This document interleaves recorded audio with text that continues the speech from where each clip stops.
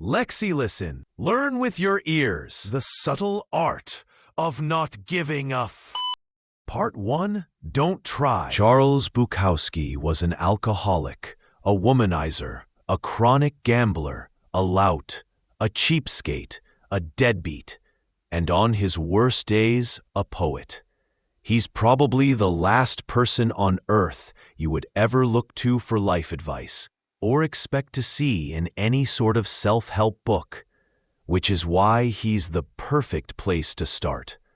Bukowski wanted to be a writer, but for decades his work was rejected by almost every magazine, newspaper, journal, agent, and publisher he submitted to.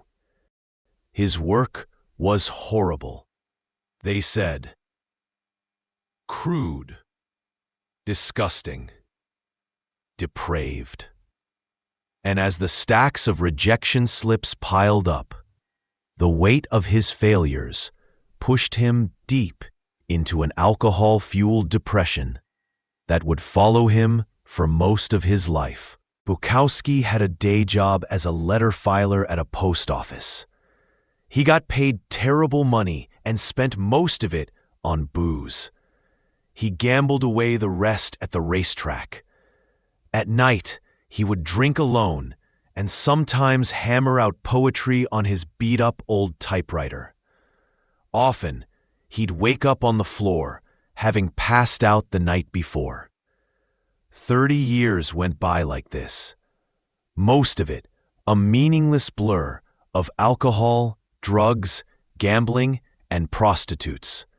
Then, when Bukowski was 50, after a lifetime of failure and self-loathing, an editor at a small independent publishing house took a strange interest in him.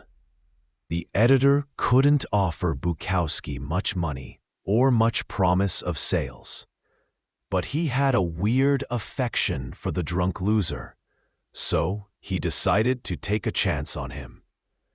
It was the first real shot Bukowski had ever gotten, and he realized probably the only one he would ever get.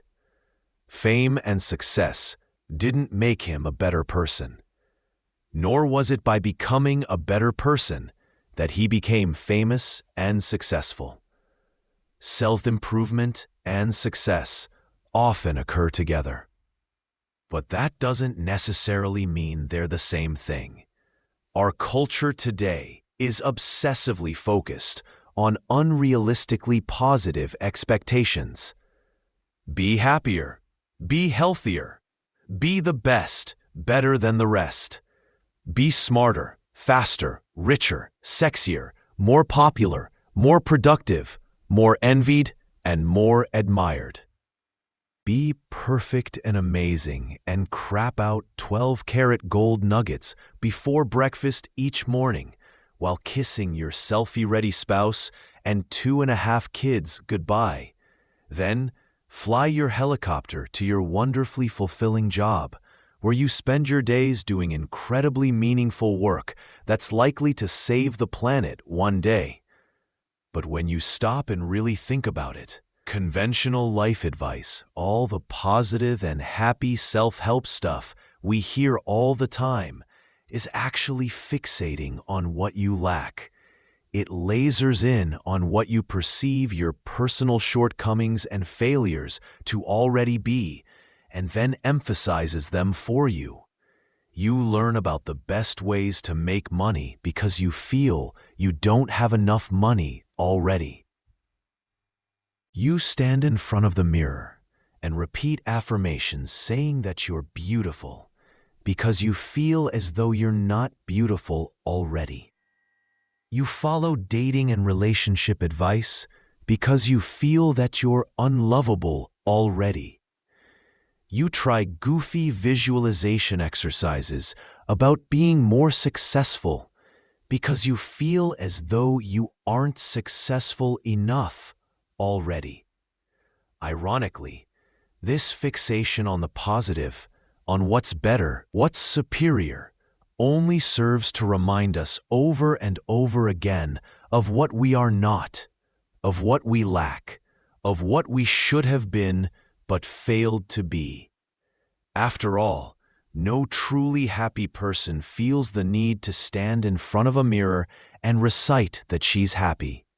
She just is. There's a saying in Texas, "The smallest dog barks the loudest." A confident man doesn't feel a need to prove that he's confident. A rich woman doesn't feel a need to convince anybody that she's rich. Either you are or you are not. And if you're dreaming of something all the time, then you're reinforcing the same unconscious reality over and over, that you are not that. Everyone and their TV commercial wants you to believe that the key to a good life is a nicer job, or a more rugged car, or a prettier girlfriend, or a hot tub with an inflatable pool for the kids. The world is constantly telling you that the path to a better life is more, more, more. Buy more, own more, make more, love more, be more. You are constantly bombarded with messages to care about everything, all the time. Care about a new TV. Care about having a better vacation than your coworkers. Care about buying that new lawn ornament. Care about having the right kind of selfie stick. Why? My guess? Because caring about more stuff is good for business. And while there's nothing wrong with good business, the problem is that caring too much is bad for your mental health.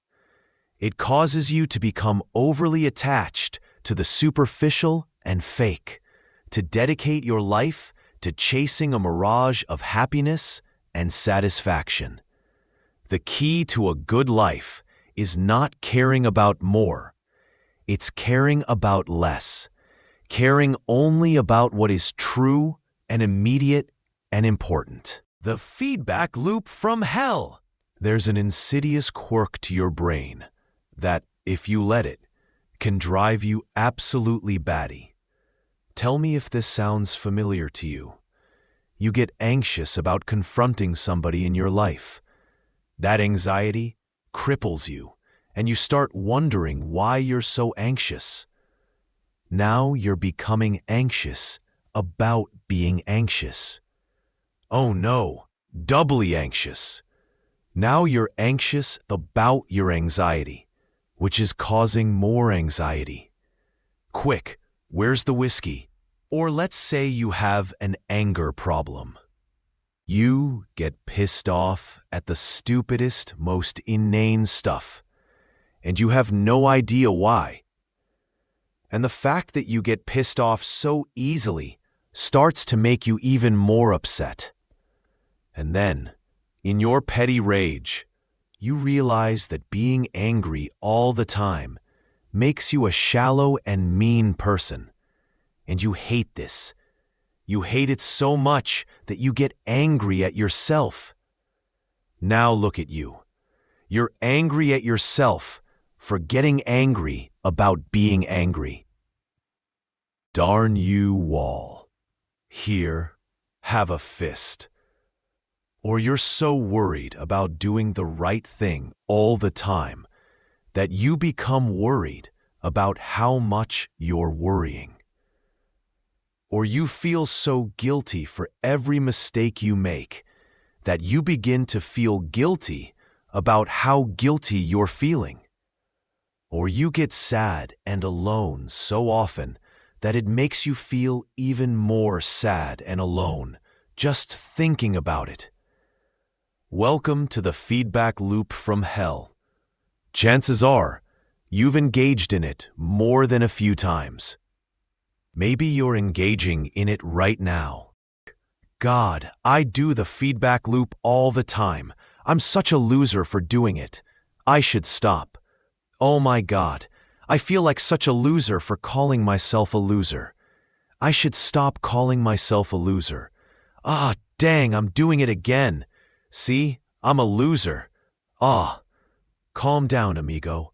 Believe it or not, this is part of the beauty of being human. Very few animals on Earth have the ability to think cogent thoughts to begin with. But we humans have the luxury of being able to have thoughts about our thoughts. So I can think about watching Miley Cyrus videos on YouTube and then immediately think about what a weirdo I am for wanting to watch Miley Cyrus videos on YouTube. Ah, the miracle of consciousness. Now here's the problem. We humans are wired to always want what we don't have. What we don't realize is that the more we chase something, the more we reinforce the fact that we lack it in the first place.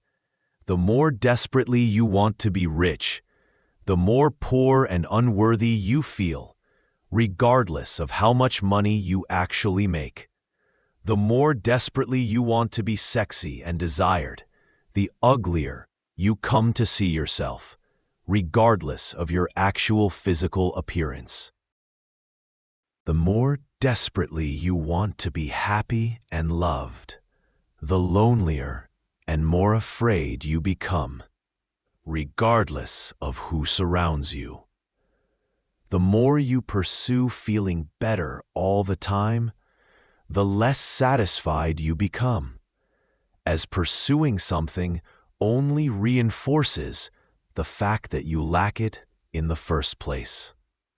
This is called the backwards law, the idea that the more you pursue feeling good all the time, the less satisfied you become, because pursuing something only reinforces the fact that you lack it in the first place. Everything worthwhile in life is won through surmounting the associated negative experience. Any attempt to escape the negative, to avoid it or silence it or suppress it, only backfires. Avoiding suffering is a form of suffering. Avoiding struggle is a form of struggle. Denying failure is a form of failure. Hiding what is shameful is itself a form of shame. Pain is an inescapable thread that weaves through the fabric of human existence, and to attempt to tear it out is to unravel everything else with it. To try to avoid pain is to deny life itself. To be happy, we need something to solve. Happiness is therefore a form of action. It's an activity, not something that is passively bestowed upon you.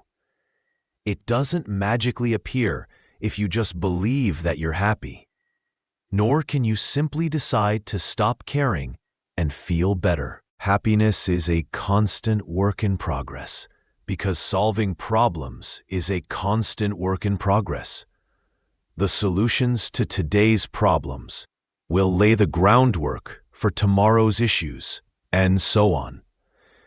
True happiness occurs only when you find the problems you enjoy having and enjoy solving.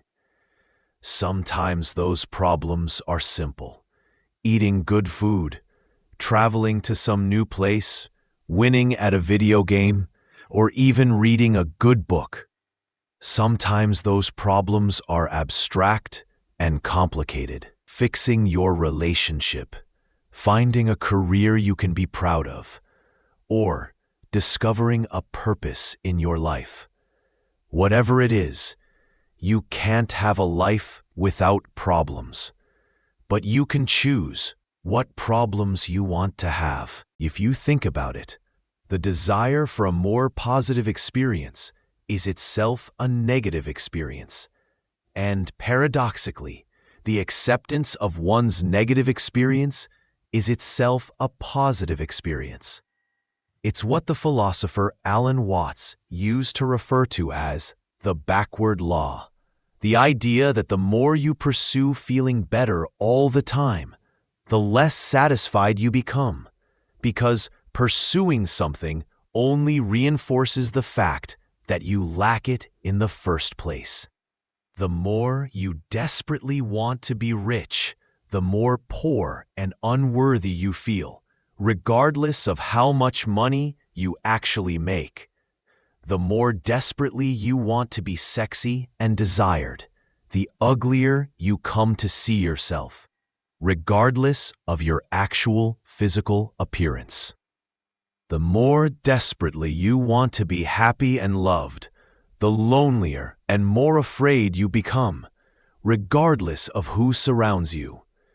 The more you pursue feeling better all the time, the less satisfied you become, as pursuing something only reinforces the fact that you lack it in the first place. You can't escape the contradictions of life.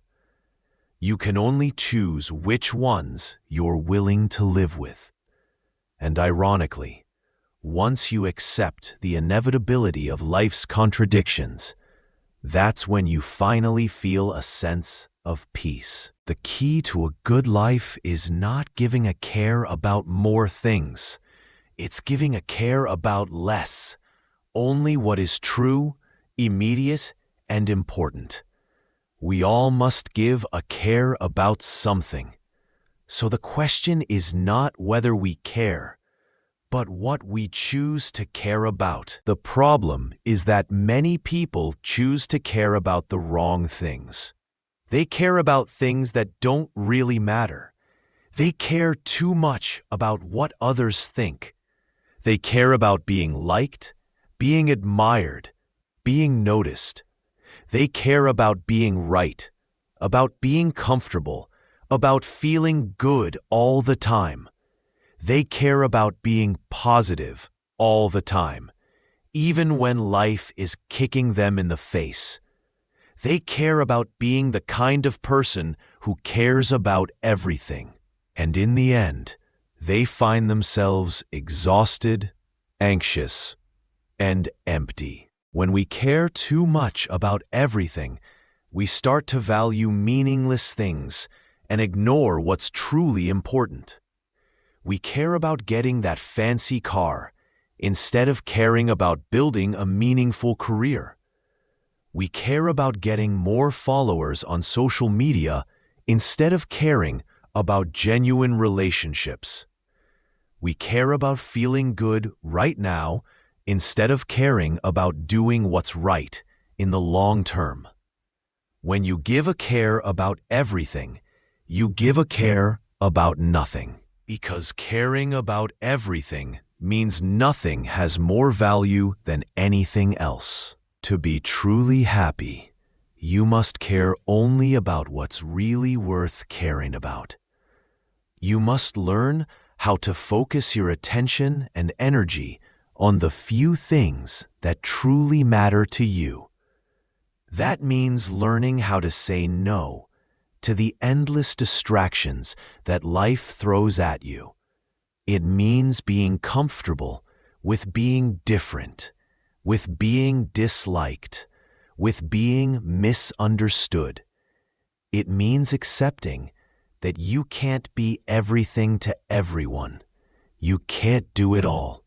You can't have it all, and that's okay. This may sound simple, but it's incredibly hard to do. Because our culture, our media, and our social networks are constantly screaming at us to care about everything, to care about politics, about celebrity scandals, about what some stranger said online, about who wore what at the awards show, about what the neighbor just bought. Our minds are flooded with an endless stream of things to care about. And because we have limited time and energy, we end up caring less about what really matters. The solution is not to stop caring entirely. The solution is to care better, to choose wisely what to care about, and to let go of the rest. It's not about being indifferent. It's about being selective. It's about recognizing that not all cares are created equal, and that some things simply aren't worth the effort. Caring better is like investing your time, energy, and emotions. You wouldn't throw your money into every random business you see on the street, would you? So why do that with your thoughts, your attention, and your heart? Just as good investors know how to say no to 1,000 bad opportunities before saying yes to one good one, you must learn to say no more often. No to distractions. No to meaningless drama. No to fake perfection. No to everything that doesn't serve your values. Because when you say no to the things that don't matter, you make room to say yes to the things that do. You and everyone you know are going to die soon. And in the short amount of time between now and then, you have only a limited number of things you can truly care about. If you go around caring about everything and everyone without discrimination or thought, you're going to get hurt. You're going to be constantly pulled in directions that make you anxious, angry, or frustrated. You're going to waste your life caring about things that were never worth caring about in the first place. When you care less, you begin to see the world more clearly. You begin to notice what's truly important and what's just noise. You start to realize that most of the things that upset you don't really matter. You stop worrying so much about what others think. You stop trying to please everyone. You stop pretending that life is something it's not, and you start to live more honestly, more simply, and with more peace. To care less doesn't mean you're cold or emotionless. It means you're honest with yourself and the world. It means you have boundaries and standards. It means you respect your own time, your own energy, and your own values. It means you know that some things are worth your care and others aren't. And that distinction makes all the difference. We live in an age of information overload. Every day, we're exposed to hundreds of headlines, opinions, images, and videos, all demanding that we care right now. Everywhere we look, there's a new reason to be offended, a new tragedy to mourn, a new product to buy, a new person to envy. But caring about everything equally is a recipe for mental chaos. You can't give your attention to everything, and when you try, you end up giving it to nothing. The world has convinced us that to be good, we must care about everything. But caring too much is not a virtue, it's a trap. The truth is that most of life's problems are not worth your attention. Most people's opinions don't matter. Most drama is meaningless. Most fears are imaginary. And most goals you think you should achieve were never truly yours to begin with. Once you accept that, you free yourself. You free your mind from the endless noise. You free your emotions from constant stress. You free your time for what really matters. That's what not giving a care truly means. It's not about being careless. It's about being conscious. It's about choosing carefully where your energy goes and letting go of the rest.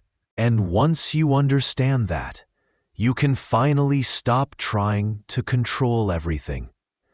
You can stop chasing impossible standards. You can stop pretending that your life has to be extraordinary. You can stop feeling guilty for being human. You can stop running away from your problems and instead choose the problems worth having. Because happiness is not about avoiding problems. It's about finding the problems you enjoy solving. When most people imagine not caring at all, they picture a calm, detached person who feels nothing, who's never shaken by anything or anyone. But that's not strength. That's emptiness. A person who feels nothing at all is not free. They're broken. True strength isn't about being numb. It's about being comfortable with being different. Subtlety number 1. Not caring doesn't mean indifference. It means confidence in your own values. People who act indifferent usually care too much about what others think. They're afraid to show emotion, so they hide behind sarcasm and coldness. They fear rejection, so they pretend not to care. But real confidence isn't pretending nothing matters. It's knowing what actually matters. It's having the courage to stand by your principles, even when others disagree. Subtlety number 2. To not care about hardship, you must first care deeply about something more important. Imagine an old woman arguing with a cashier over a small coupon. She's not really upset about the coupon.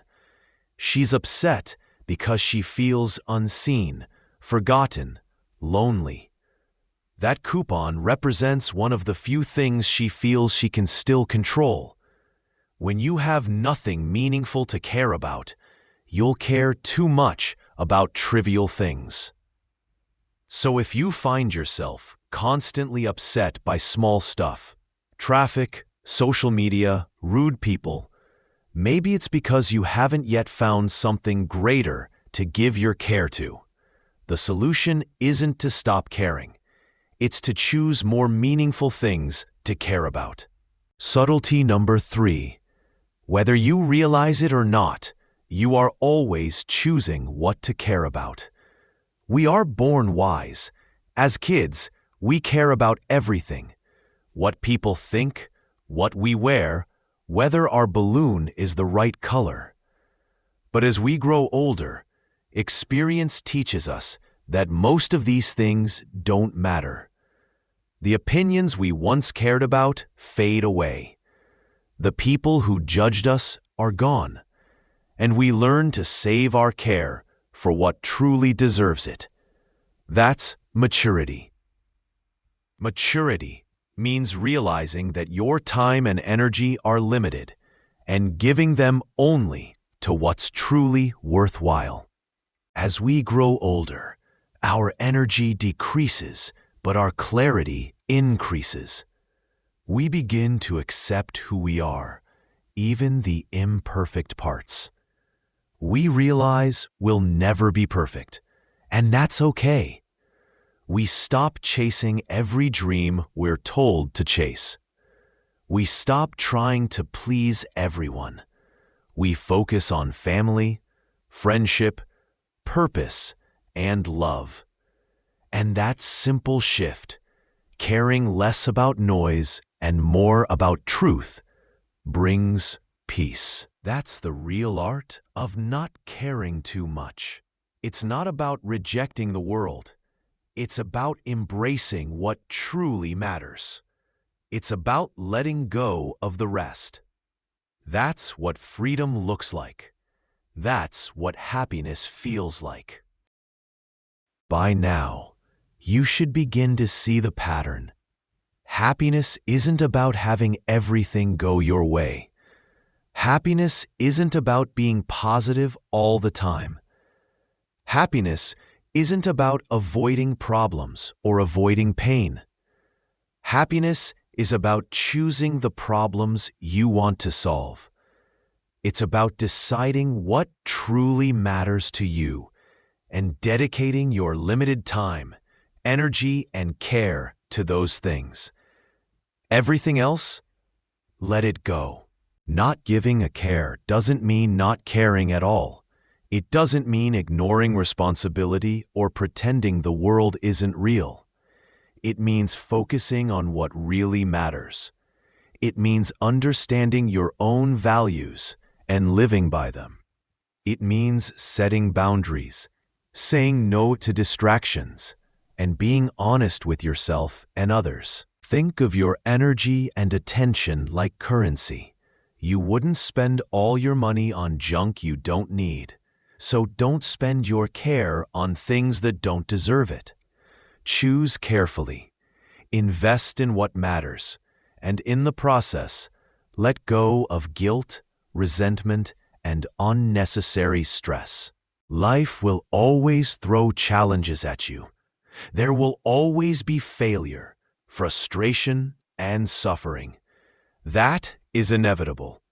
But your happiness and peace come from how you respond, from what you choose to care about, and from what you let go of. When you understand this, you begin to live a simpler, freer, and more meaningful life. You stop chasing illusions. You stop trying to impress everyone. You stop wasting your energy on things that don't matter. And you start living a life guided by values, purpose, and clarity. So here's the takeaway from Chapter 1. Don't try to be perfect.